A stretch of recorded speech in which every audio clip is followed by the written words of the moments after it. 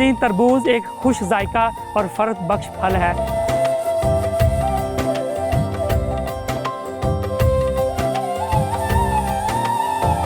अच्छा रेट तो मिले ना तो तकरीबन 10-12 लाख का हो जाता है किलो। एक एकड़।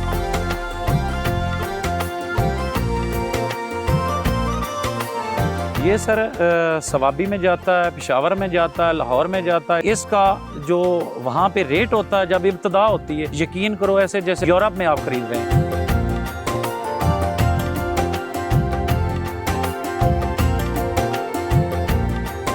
खरबूजे को देख के खरबूजा तो रंग पकड़ता है, तरबूज भी तरबूज को देख के रंग पकड़ता है। आप जी तरबूज के ऊपर जो है बहुत पके हुए तरबूज का या टमाटर का जूस निकाल के इसके ऊपर स्प्रे करवाएं और तरबूज जो है वो आपका सुर्ख होना शुरू हो जाएगा। जिसका तरबूज लाल नहीं है उसकी गाड़ी 0 रेट के ऊपर चलेगी।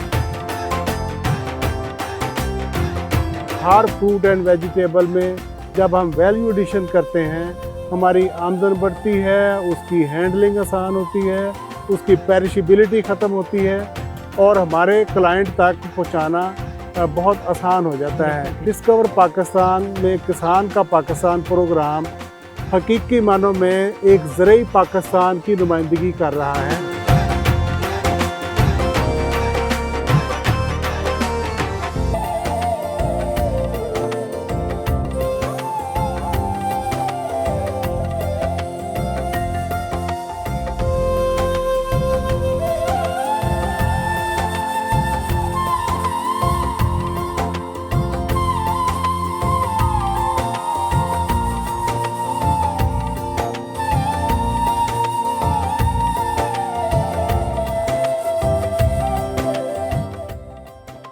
तनवीर और आप देख रहे हैं प्रोग्राम किसान का पाकिस्तान।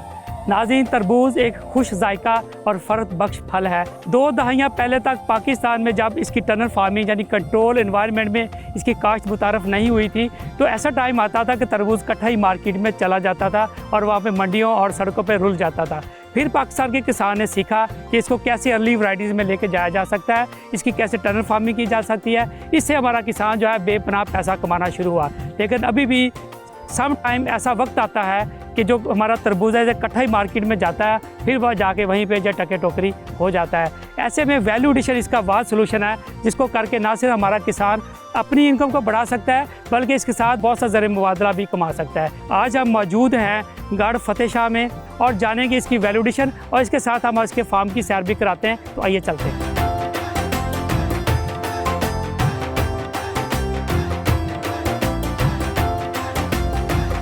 मेरे साथ मौजूद है जी मार हक नवाज़ फतियाना साहब जो ओनर हैं इस ज़मीन के। इनसे बात करते हैं। मार साहब, थैंक यू वेरी मच कि आपने अपने फार्म पे हमें इनवाइट किया।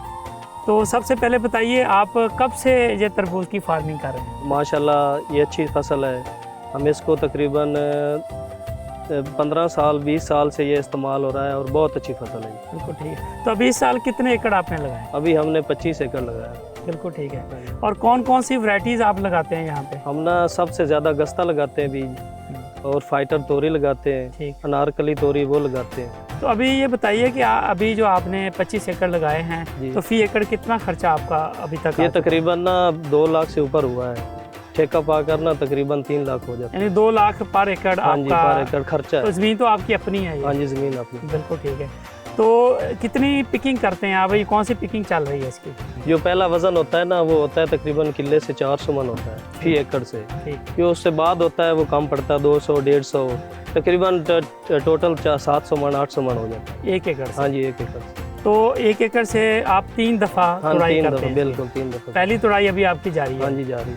तो अभी कितने की ये गाड़ी आपकी सेल हो रही है? हमने ये 1300 में सेल किया है फी मन। ठीक है। हाँ जी। वो एक कितना आता है एक ट्रक में माल? ये 400 मन 450 मन 500 मन पड़ता है गाड़ी। और टोटल गाड़ी का क्या मालियत बनती है? तकरीबन 6 लाख का हो जाता है। 6 लाख। तो इसका मतलब 3 गाड़ियाँ निकल आती हैं 1 एकड़ से? ये कितनी गाड़ियाँ? 1 एकड़ से 1 गाड़ी निकलती है। ठीक है। 3 तड़ाइयों में? हाँ, 3 तड़ाइयों में 800 मन वजन बनता है। बिल्कुल ठीक है। हाँ जी। इसका मतलब ये है कि अगर अच्छा रेट आपको मिले तो फी किला मैक्सिमम कितने पैसे किसान को? ये अच्छा रेट तो मिले ना तो तकरीबन 10-12 लाख का हो जाता है 1 एकड़ का। तो अभी आपकी ये जो गाड़ी लोड हो रही कहाँ पे जा रही है? ये मानसेरा जा रही है। तो और कहाँ कौन से मुल्क में आप बेचते हैं? ये हमसे पठान ले जाते हैं, वो मुख्तलिफ जगह पर ले जाते हैं। ठीक है। हाँ जी। मतलब आप कौन कौन सी मंडियों में, हम खुद लोकल नहीं ले मंडियों में? जाते, हम खुद नहीं ले जाते, हम पठान को सेल। आप इसका मतलब आप आड़तियों को सेल कर देते हाँ हैं जी, आड़तियों को सेल करते हैं। और वो खुद ही फिर आगे जहाँ हाँ पे जी, ले हाँ जाना जी। चाहे।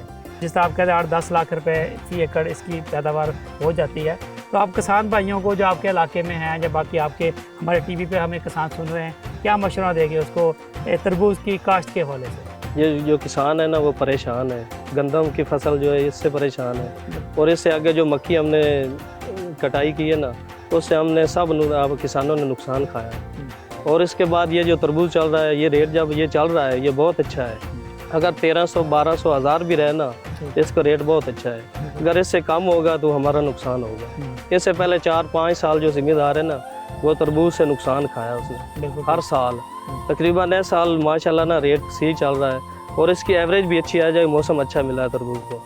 हम ना रेट मिलेगा तो हम खुश हैं, अगर रेट नहीं मिलेगा तो ये हमें नुकसान कर जाए। आज के प्रोग्राम में हम बात करेंगे किस तरह इसकी वैल्यूडेशन की जा सकती है और ये जो टनल फार्मिंग में इसकी अर्ली क्रॉप लेके कैसे हमारा फार्मर जो है ना उससे बेहतर पैसे कमा सकता है।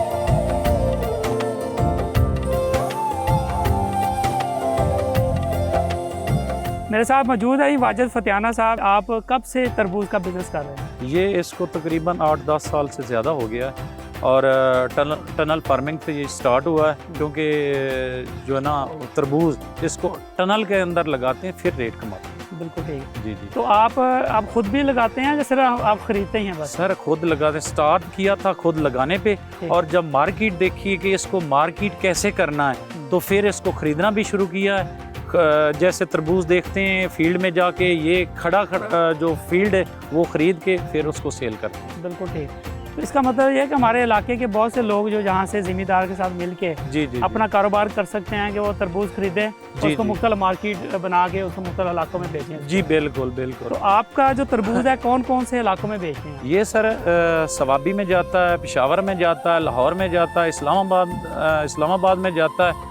और इसका जो वहाँ पे रेट होता है जब इब्तदा होती है, यकीन करो ऐसे जैसे यूरोप में आप ख़रीद रहे हैं, बहुत अच्छा रेट होता है। उसका ये है कि आप टनल फार्मिंग करें और इसको एडवांस लेकर। दूसरे नंबर पे मार्केट का एक और आसान तरीका है, अफ़गानिस्तान से पठान आते हैं या पेशावर से आते हैं, ये मामू कांजन बेल्ट है हमारा, वहाँ पे 1 माह के लिए वो एडवांस 1 साल पहले एडवांस वो मकानात रेंट पे लेते हैं और वहाँ पे रहना।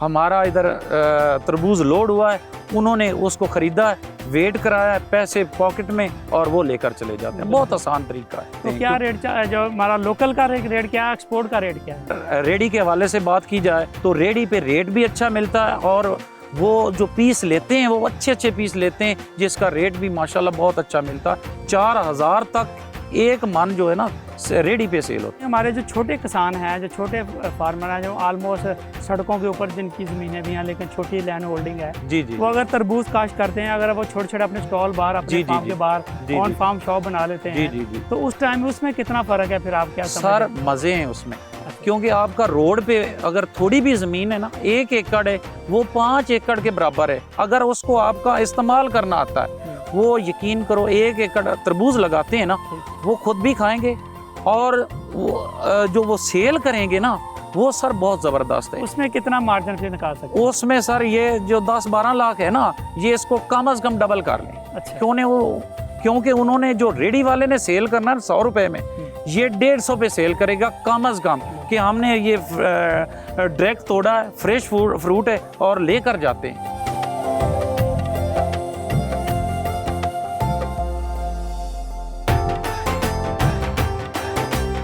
मेरे साथ मौजूद है साजिद इकबाल सिंधु साहब, जो नेशनल एग्रीकल्चर एक्सपर्ट हैं। इनसे हम बात करेंगे कि तरबूज की टनल फार्मिंग कब मुतारफ़ हुई और पाकिस्तान के किसान किस तरह इससे मुस्तफ़ीद हो रहे हैं और इसको फ्यूचर में कहाँ पे देख रहे हैं। जी साहब, थैंक यू वेरी मच, आपने बड़ा कीमती टाइम दिया। ये जो तरबूज है, इसकी जो टनल फार्मिंग पाकिस्तान में अर्ली जो इसकी क्रॉपिंग लेने का ट्रेंड चला, ये कब स्टार्ट हुआ पाकिस्तान में? बिस्मिल्लाहिर्रहमानिर्रहीम जी, तरबूज है जी अरसा दराज से पाकिस्तान में लग रहा है, माजी से कई 100 साल से लगता जा रहा है, नेटिव हो चुका है हमारे।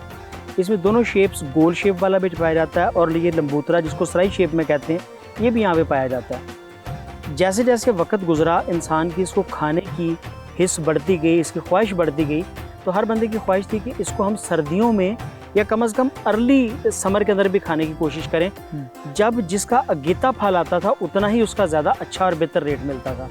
तो इस ख्वाहिश के पेश नज़र जब टनल फार्मिंग पाकिस्तान में सब्जियों के लिए मुतारिफ़ की गई, ये कोई 1999-2000 की बात है, यानी कि आज से 24 साल पहले, तो उस वक़्त इसको भी, इस फसल को जिसको वाटरमेलन कहते हैं, इसको लो टनल्स के अंदर लगाने का एक्सपेरिमेंट बड़ा कामयाब रहा।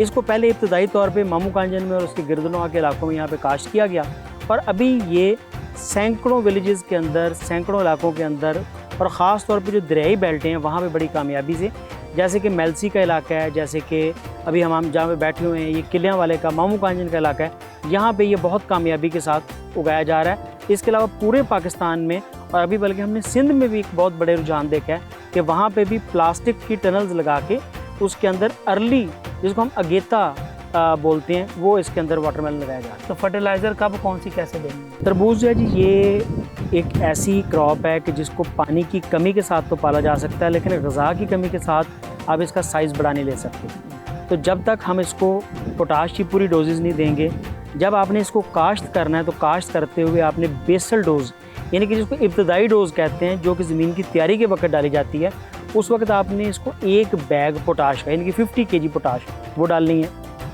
फास्फोरस के लिए अगर तो आपकी ज़मीन बहुत मीठी है तो आप DAP डाल सकते हैं, और अगर ज़रा सी कड़वी ज़मीन है तो आप मोनो अमोनियम फास्फेट MAP वो इसमें डाल सकते हैं। उसकी मिकदार जो है वो भी 50 किलो होती है। नाइट्रोजन सोर्स के लिए आप शुरू में कैल्शियम अमोनियम नाइट्रेट या यूरिया गवारा वगैरह खाद जो है वो इसमें डाल सकते हैं, और किसी भी किस्म की जो मुरक्कब फर्टिलाइज़र आ रहे हैं जैसे कि DAP के अंदर भी मौजूद होती है, तो वहाँ से भी आप नाइट्रोजन का एक बुनियादी सोर्स ले सकते हैं। देखिए जी, हमारा जो प्रोग्राम किसान का पाकिस्तान, हमेशा से हमारी ये कोशिश रही है कि हम ऐसे आइडियाज़ अपने फार्मर को दें, हमारे यूथ को, जो हमारी ख़वातीन घरों में बैठी हैं, किस तरह एग्रीकल्चर में वैल्यू ऐड करके बेहतर पैसा कमा सकती हैं। इस टॉपिक पे हमेशा से हमारे साथ मौजूद होते हैं मोहम्मद अरशद साहब, जो पमिको इंडस्ट्री से हैं। अरशद भाई, थैंक यू वेरी मच। आपने हमेशा से ही किसान के पाकिस्तान प्रोग्राम को जो है ना सपोर्ट किया, और हमारे फार्मर के लिए, लोगों के लिए एक अच्छी मालूमात लेके आते हैं। आपका बहुत शुक्रिया। इतना ज़रूरी है हमारे फार्मर को समझना कि ओवरऑल हमारे पास कितना पोटेंशियल मौजूद है वैल्यू एडिशन के अंदर। पोटेंशियल की तो तारक भाई इंतहा है। पाकिस्तान का पोटेंशियल तो जैसे कि आपका प्रोग्राम है, ये इस पोटेंशियल को दिखा रहा है, और मैं समझता हूँ कि ये चीज़ें लोगों को बहुत अच्छे तरीके से डेमोंस्ट्रेट करने की ज़रूरत है कि हमारे पास इतनी ज़बरदस्त प्रोड्यूस है। आज हमने वाटरमेलन का ये फील्ड देखा है, यहाँ की प्रोडक्शन देखी, फार्मर से मिले, और उनकी यील्डिंग उसकी क्या आ रही है, उनको क्या प्रॉफिट हो रहा है, और उसमें वैल्यू एडिशन का क्या स्कोप है। तो मैं समझता हूँ कि डिस्कवर पाकिस्तान में किसान का पाकिस्तान प्रोग्राम हकीकी मानों में एक ज़रूरी पाकिस्तान की नुमाइंदगी कर रहा है। हमारे पास जो प्रोड्यूस है उसके जब तक हम वैल्यू एडिशन नहीं करेंगे, हमारे फार्मर की आमदनी बढ़ेगी, हमारे मुल्क की आमदनी बढ़ेगी, और वैल्यू एडेड प्रोडक्ट जो हैं यही हम एक्सपोर्ट कर सकते हैं। हम यहाँ से अगर ये एक तरबूज एक्सपोर्ट करें तो ये 10 किलो का है, लेकिन अगर हम इसका पाउडर बना के भेजें तो वो 1 किलो होगा, और वैल्यू उसकी इससे डबल होगी। मैं हमेशा ये कहता हूँ कि हर फ्रूट एंड वेजिटेबल में जब हम वैल्यू एडिशन करते हैं, हमारी आमदन बढ़ती है, उसकी हैंडलिंग आसान होती है, उसकी पेरिशेबिलिटी ख़त्म होती है, और हमारे क्लाइंट तक पहुंचाना बहुत आसान हो जाता है। अच्छा साहब, ये बताइए कि हमारा जो किसान है इसको वैल्यू एडिशन समझाना कितना ज़रूरी है। अगर वो अपनी फसल हालत में बेचता है तो तब कितने की बिकती है, अगर उसको वैल्यू ऐड करके बेचता है तब कितने पैसे वो कमा सकता है। अच्छा, अगर हम इसकी वाटरमेलन के हवाले से बात कर लें तो इनका 1 एकड़ जा रहा है कोई 8-10 लाख रुपए में। अगर इसकी वैल्यू एडेड प्रोडक्ट बनाएं जो कि इनका 800 मन की एवरेज बता रहे हैं, तो ये 25 लाख रुपया इनकी आमदन हो जाएगी उस 8-10 लाख की बजाय। तो ये तो है इसकी ये पावर, और फिर ये मंडी के डिपेंडेंट नहीं रहेंगे, और इनको एक्सपोर्ट करने में के मौके पैदा हो जाएंगे। तो इस वाले से मैं समझता हूँ कि वैल्यू एडिशन जो है इसी में हमारा फ्यूचर है, इसी में हमारे मुल्क की आमदनी बढ़नी है। तो वैल्यू एडिशन हमेशा से जो दुनिया कर रही है, जिस तरह कि हमने देखा कि इंडिया की जो कंपनियां हैं वाटरमेलन का पाउडर एक्सपोर्ट कर रही हैं, उसमें स्प्रे ड्राइंग टेक्नोलॉजी यूज़ कर रही हैं। टेक्नोलॉजी में अल्हम्दुलिल्लाह हम खुद कफ़ील हैं, प्रोडक्शन में हम खुद कफ़ील हैं। हमारे फार्मर को जो सिखाने वाली बात है वो वैल्यू एडिशन की टेक्नोलॉजी और उसके बेनिफिट्स, ये अगर हम हाईलाइट कर दें तो मेरा किसान वो 8 लाख से 24 लाख 3 गुना पे तो आज ही समझो पहुंचने के लिए तैयार बैठे हैं। बिल्कुल ठीक। इसके गुद्दे को लेके कौन सी चीज़ें बना रहे हैं? अच्छा, तरबूज में 40% इसका छिलका या जो इसका कवर है 40% 50% तक उसका पोर्शन होता है, बाकी उसका जो अंदर उसका फ्लैश है या गुद्दा है वो इसका रिमेनिंग वो पार्ट होता है। हम हमेशा ये वाला पार्ट इसका यूज़ करते हैं। ठीक है। इसको स्लाइस करके सिंपल डिहाइड्रेटर में ड्राई कर लेते हैं। ठीक। तो ये आपके सामने प्रोडक्ट है, ये अभी मैं आपको ये टेस्ट करवाता हूँ। ये आपने ड्राई किया हुआ? ये हमने ड्राई किया है। हाँ। सिंपल काम है, इसके लिए कोई हाईटेक टेक्नोलॉजी नहीं चाहिए। आम किसान अपने घर में एक साफ़ सुथरा माहौल बना के इसकी स्लाइसिंग करके ड्रायर में रख के इसको ड्राई कर ले तो ये 1 साल के लिए स्टेबल प्रोडक्ट बन गई, जो कि आपको प्रॉफिट भी ज़्यादा देगी और आपकी पेरिशेबिलिटी की भी टेंशन ख़त्म हो गई। तो दूसरा, आप इसका जूस बना लें, इससे जूस बनाएं। जूस बनाने के बाद आप जूस को पाउडर में कन्वर्ट करना है, उसकी टेक्नोलॉजी मौजूद है। पाउडर के ऊपर बिजनेस हो रहा है। तो इसकी 3 चीज़ें, इसका जो सीड है, इसका जो पाउडर है, ये सारी चीज़ें हम बना के, सब चीज़ों की मार्केट में डिमांड ऑलरेडी मौजूद है। हमारे इर्द गिर्द ममालिक इसको बहुत बड़े पैमाने पे कर रहे हैं, हमें इसकी तरफ आना है। देखिए, ये अभी अर्शद साहब ने अपनी मशीनों के ऊपर इसके चिप्स बनाए हैं। इसको आप ड्राई, मेरे पास वाटरमेलन है, इसको खा के देखता हूँ।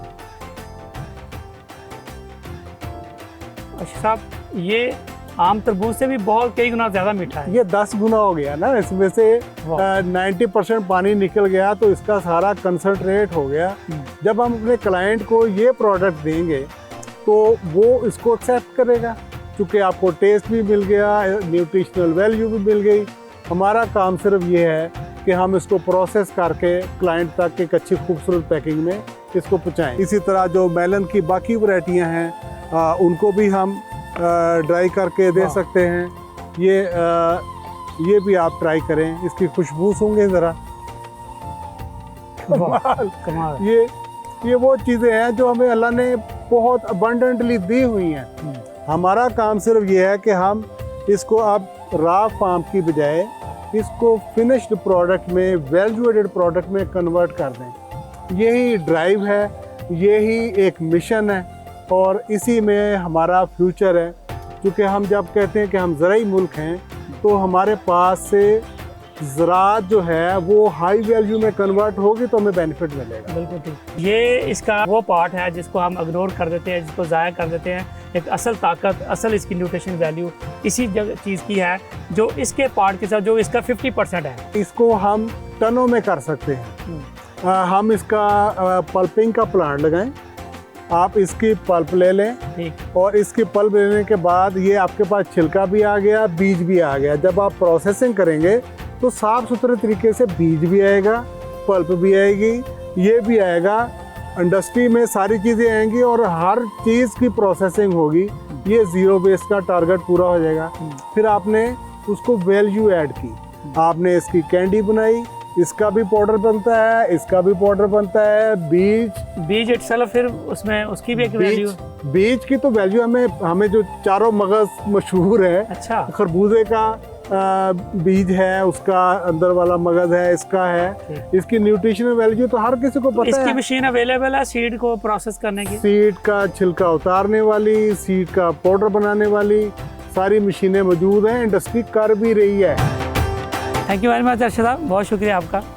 आज के प्रोग्राम में आपको बताया कि इसकी वैल्यू एडिशन प्रोडक्ट बना के और इसकी वेस्ट को यूज़ करके भी किस तरह कैंडीज़ बनाई जा रही हैं, किस तरह हम अपने मुल्क के लिए नए रोज़गार के मौके पैदा कर सकते हैं। जो मालूमात हमने आपको दी हैं वो आपके लिए बहुत ही यूज़फुल साबित हुई होंगी। मुझे और मेरी टीम को दीजिए इजाज़त और आप देखते रहिए किसान का पाकिस्तान, सिर्फ डिस्कवर पाकिस्तान।